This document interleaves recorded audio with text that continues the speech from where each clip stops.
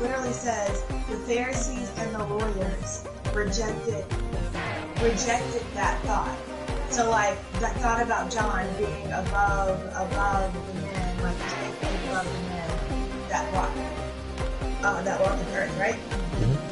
Okay, so it says that the Pharisees rejected that, but then a Pharisee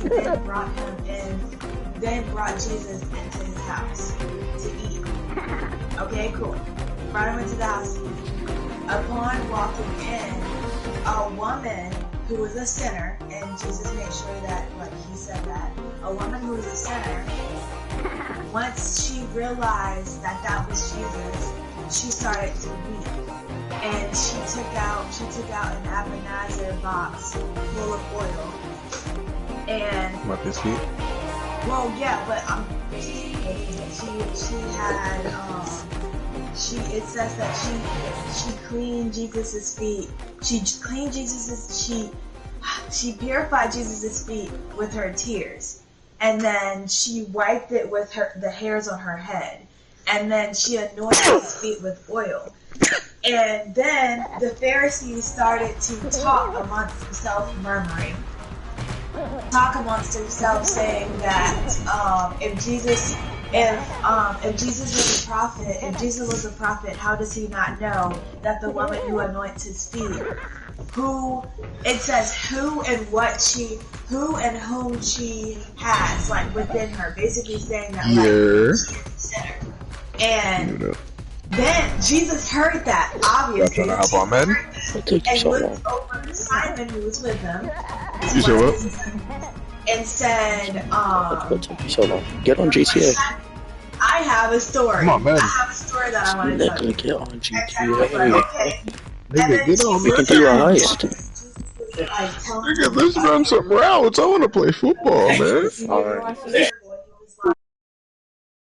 If a man has two debtors, one who owes 50 pesos and one who only owes, I think it was like 8. And he said, and he forgave, and the man decided to forgive both of the debtors. He said, whom shall love him? I don't wanna be. He was like, whom shall love him more?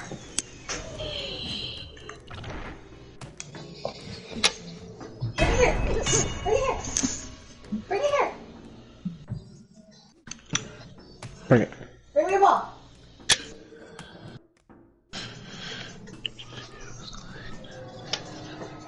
Bring it. Bring it. Bring the ball. We gotta throw it. Bring it. What are you doing? What are you doing? What are you doing? Bring it up here. Come on. I know. Okay, so, yeah, he was like, if the man decided to forgive both debtors, whom shall love him more? Like, whom shall love the man more? And Simon said, well, I'm guessing the person who owed more. And Jesus told Simon that he judged right, like his judgment was right. And then he looked at the woman and said, he looked at the woman and started like still talking to Simon and was like, here's this woman, a sinner. When I've been in this home for a minute and no one has offered me anything to drink. However, this woman has wiped my feet with tears. And then it was like, they have not anointed my head, and this woman takes her own personal oil and anoints my feet with it. And he was like because of this, surely your faith, surely you are your sins are forgiven.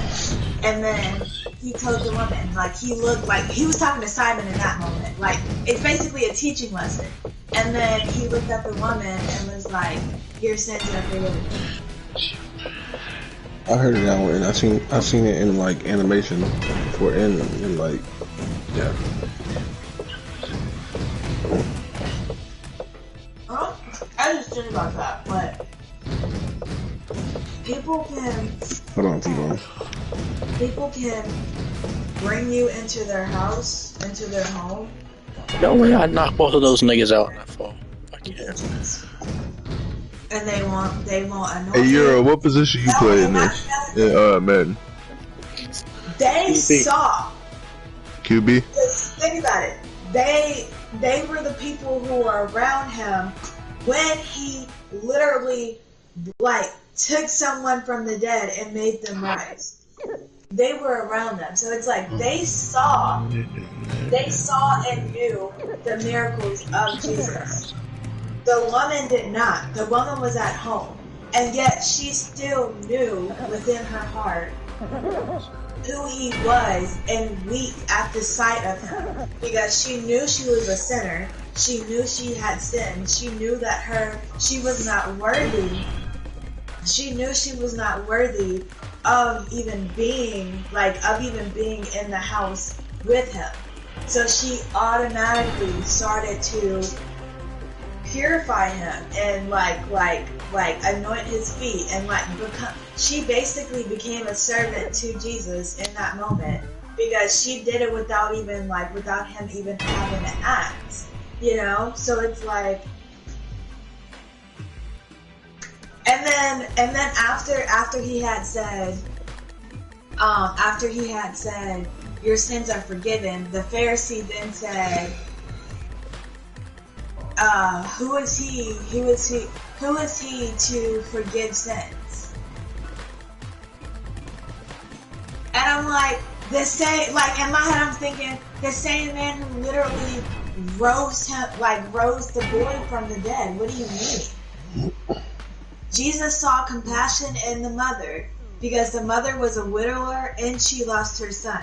And you remember how I was telling you about that, like back then, if you were a widower, you would go to basically I don't want to say your rights, but like you would then be owned by your sons. That's why it was a big thing for a woman to have a son or for the daughter to have a husband, because you would go to them.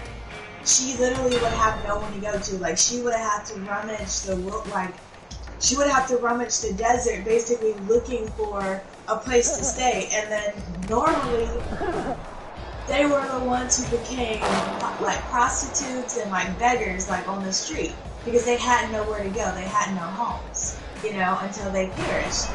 And then I'm sitting here thinking, Jesus literally looked at her, saw compassion, knew what she was about to be handed down, and decided to have like favor upon her, and brought her son back from back from the dead. And then he woke up and began to speak. And it's just like, so y'all saw all of this. And you still wonder, well, who is he to forgive sins? Like, literally, I don't know. Like, I feel like I couldn't be there back then, because I would have had to. I'm like Peter. I would have had to cut off their ear. But then speaking of that, it just kind of like puts it in perspective, because it's like he did that, and then in the same chapter, he went to a lady's house, didn't know the lady, but knew she was a sinner, still showed compassion in her because of what she did. Her faith was greater than her sin. Like in his eyes, her faith was greater than her sin. And then the chapter that I read before that, the book that I had read before that, it was talking about, because that was in Luke chapter 7. Yeah, chapter 6 and 7. And then I read, before that, I had read what I read, like where I read it at. But I just kind of like flipped like the first time I just kind of like opened my Bible, and then Bible came up to the couch and like looked at me, and I was like, I'm reading the Bible, and then it like flipped, and I just started like reading on the page, but it talked about like this man, he was telling Jesus that he wasn't worthy of Jesus even going into his house. Like they someone was ill, like one of the people's like one of their people's was ill, and they knew that Jesus was around, so they went to go find Jesus. And when they found him, the man was like, I'm not even worthy of you coming into my home. He was like, so just speak a word. Like, I'm paraphrasing here, but he was like, I'm not even worthy of you being coming into my house. He was like, but I know that if you speak a word, he will surely rise. Like, he will surely get up. And he like went into further detail, and I kind of had to like stop you because I was like, is he saying this about Jesus, or is he saying this about himself? Because it wasn't in red. So then I was like, okay, it's open. I knew you were gonna get it open in a matter of seconds. Is he looking for the ball?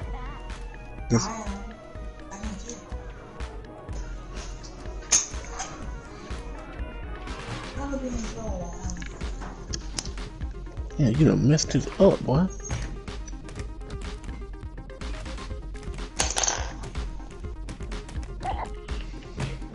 I got it. Just take that and then get that. Why'd you do that? What? Why'd you shake it? Don't shake it. He don't think you got it.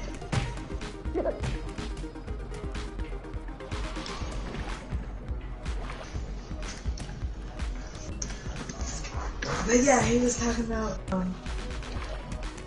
I kind of got like a little bit confused because he was like,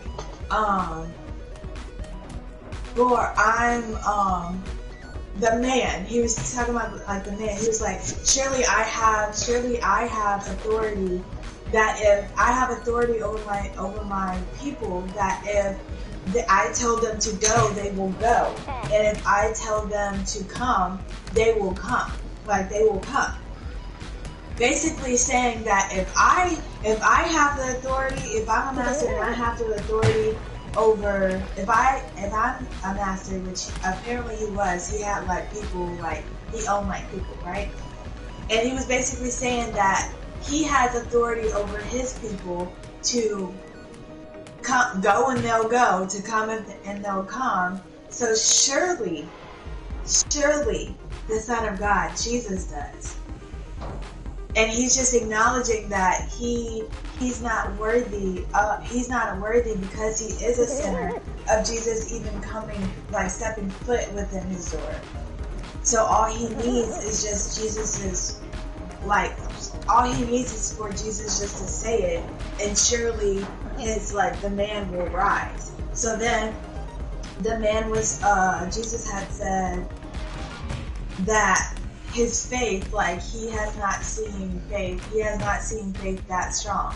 And because he has acknowledged that, it is said. So then it says that like they traveled back to the house where the man lied, and where the man, that's what it was. The man was sick and ready to die. That's literally what it said. The man was sick and ready for death. At the beginning of that. And then it said, after he had said that, and Jesus was like your faith, like it's done. So they traveled back to their house, to where they were, like where the man was, and it said the man was whole who was once sick. And I have to like reread that again, and I'm like, he was made whole He was made whole. So he was basically saying like he was cured, like he was renewed, he was cured, he wasn't close to death. Hmm. That's crazy how both of the things I read kind of talked on the same thing. But I mean,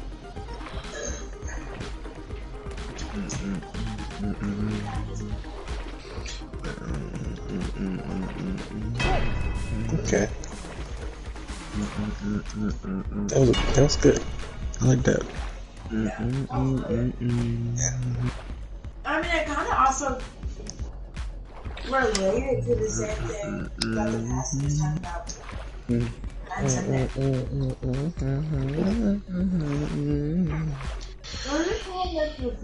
But yeah, those Pharisees were very obnoxious. It's just like you're literally walking along, Sit back and relax. seeing everything that he is doing. I wanna be You still Everything. Making people not sick anymore, like healing the sick, comforting the bereaved, 50 yards after a catch. helping people. Alright. Oh, and then I also read that when he had said that if you have something in your eye and you're trying to help somebody who has something in their eye, like help get the thing out of your eye first so that you're Bro, why does it keep making me fall, bro? What the fuck? Don't try to save somebody and you need saving yourself. Save yourself first and then you can help.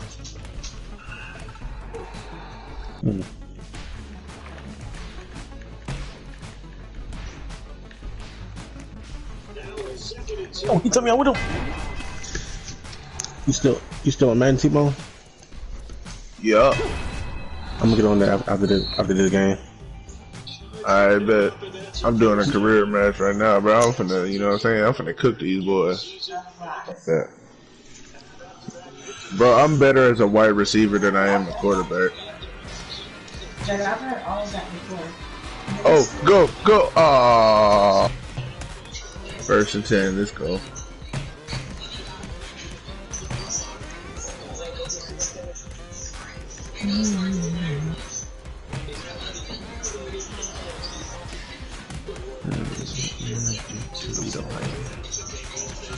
He took me out with him. Oh my goodness, bro. Hey, get it back. Never understand the love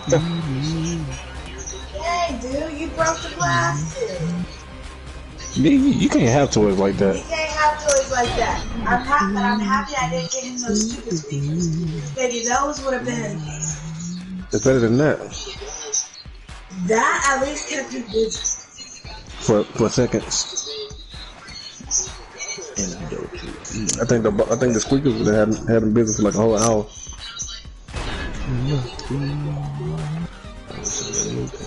Well, windows are done. I'm getting on Madden. We'll get them this